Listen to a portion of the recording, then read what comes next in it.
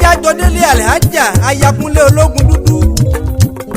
Ẹ̀sìn mi kárelé obìnrin pàtàkì ẹni àpọ́nlé Alhaja Ramat Ologundudu èyí àpèsè ìlàrẹ̀ Ilé Ifẹ̀, obìnrin àrà ọ̀tọ̀ atófobì kàn bí òòṣà.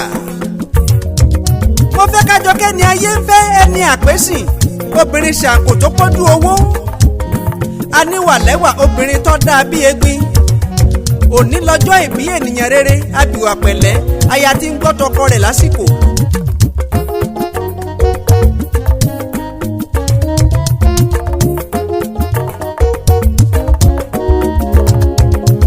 Sámáwo lẹ máa rọra ọmọ lọ́jọ́ ìbí. Sámáwo lẹ máa rọra ọmọ lọ́jọ́ ìbí. Òní lọ́jọ́ ìbí rẹ̀ mo ní ògbé alẹ̀ kó máa jó. Olúwa ló dá ọ sí o tó gbé ẹrú dọjọ́ òní. Kì í ṣe mímọ̀ ó ṣe é kì máa ń ṣàgbára rẹ̀. Èdùmàrè ló ní rí ẹwà fákìkọ yèyé àpèsè Ológundúdú.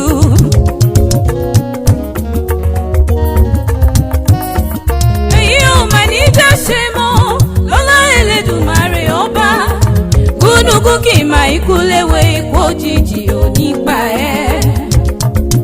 Èròyà ó yá kájọ kẹlẹ́yẹ òní káàkiri délédélé kórí jẹ́ ọpẹ́ láyé pẹ̀lú àlàáfíà ara nínú owó nínú ọlá kó mọ́ orí ṣe àbùdí ń tó lókun àbùdí ń tó lọ́sàlọ́sà. Alhaja Ramat mo dúpẹ́ ọlá aya Ológundúdú ó ti ṣọdún èyí ó ṣe púpọ̀ rẹ̀ láyé kó o gbó kó o tọ́ igba ọdún kan ní fún ọ. Èdùmàrè ọlọ́jọ́ òní kò ní jẹ́ ó fẹ̀mí ṣòfò. Alhaja Ramat Ológundúdú abá ọyọ̀ abá ọdúpẹ́ fún tọjọ́ òbí rẹ. Ọba òkè ló fún ọ láyọ̀ ṣàmọ̀yọ̀ ṣẹ̀ṣẹ̀ kó o fi jó dábìrà lẹ́sẹ̀. Bí wọ́n bá ń pín obìnrin jìgìnì bí àti àkún, Alhaja Ramat aya Kunle Ológundúdú ni mò ń kíhun. Bíbí ire tí ò ṣeé fowó rà ni mò ń wí.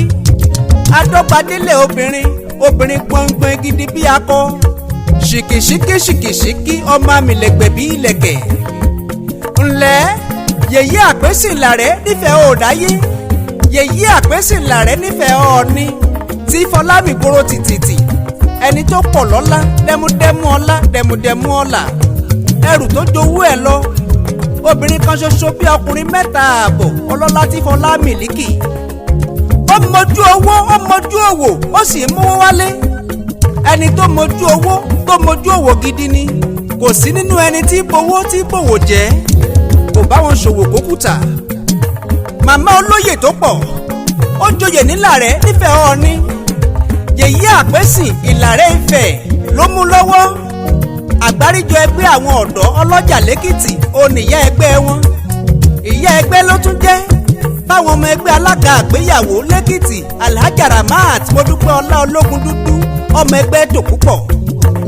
Wá dàgbà wá dògbò Alhaja wá pẹ́ láyé. Ó nífẹ̀ẹ́ yìí ṣàṣe mọ́ yèyé àpèsè Ológundúdú. Ìgbà ọdún ẹni ni ó fi ṣe yèyé àpèsè Ológundúdú. Aya wọn nífẹ̀ẹ́ òní yèyé àpèsè Ológundúdú. Ọmọ wọn ládó ọ̀rá yèyé àpèsè Ológundúdú. Sámáwo lẹ ṣàmà rọra yèyé àpèsè Ológundúdú. Obìnrin takuntakun l'Alhaja aya Kunle Ológundúdú, ẹni ire tó níwàre ni. Alhaja màmá Victor ojúlówó ọmọ Ládó Èkìtì, màmá Ayọ̀délé, màmá Bídèmí tí ń jẹ́ Bídẹ́s ọmọ tó jọ màmá ẹ̀. Ìyá Olúwabíyì Ológundúdú, ìyá Precious, ìyá Dámilọ́lá, ìyá Adémìtọ́ ṣàrà ọ̀tọ̀. Ìyá àánú ni mo rí gbà, ẹ bá mi ṣètọ́jú Victoria Ológundúdú, ọmọ alálùbáríkà obìnrin, ọmọ tọ́jọ́ bàbá Búkì ńkọ́ ṣóńbẹ ṣọ́wà bí ẹ̀wà. Alhaja Ramat àwọn ìyàwó ọmọ yín ńkọ́ o, Kafayat, Jumi àti Ládé, ẹ kí wọn. Ìyá Sẹlẹ mọ̀mí kọ́lẹ́sì ńkọ́ ó kú oríire ọjọ́ òbí tiẹ̀ náà. Ẹ jọ̀ọ́ Alhaja mi aya Kunle Ológundúdú, bá mi ṣètọ́jú bàá mi àpèsè ìlàrẹ̀ Chief Kunle Ologundudu ọba akéwì tí ò ṣe é yájú sí jàǹpẹ́pẹ́ tí ń tamọ́ lápá wúgelete lọ́sọmọ́dé gbàgbọ́ lọ́wọ́ ojo àti robẹ́lẹ́sì dọ́gba ìlàrẹ́ mọ̀kú ojo ọmọ àtẹ̀lé oògùn yégbè. bẹ́ẹ̀ bá ń gbọ́ ẹjẹ́ mọ́tò kì í gbọ́ Ológundúdú ní jẹ́ báwọn ọkọ̀ sójà ọkọ̀ òṣèlú awo erin tí dààmú sọ̀nà. Ológundúdú tí rojú ogun ìjà òṣèlú tó lẹ́ni tó bá láyà kọ́ bá ń ká lọ. òun fẹ́ nẹ ẹ̀rọ̀fọ̀ ní pọ̀pá ó ní ẹni tó bá ta bá kò gbọ́dọ̀ pín kò gbọ́dọ̀ sọ̀rọ̀.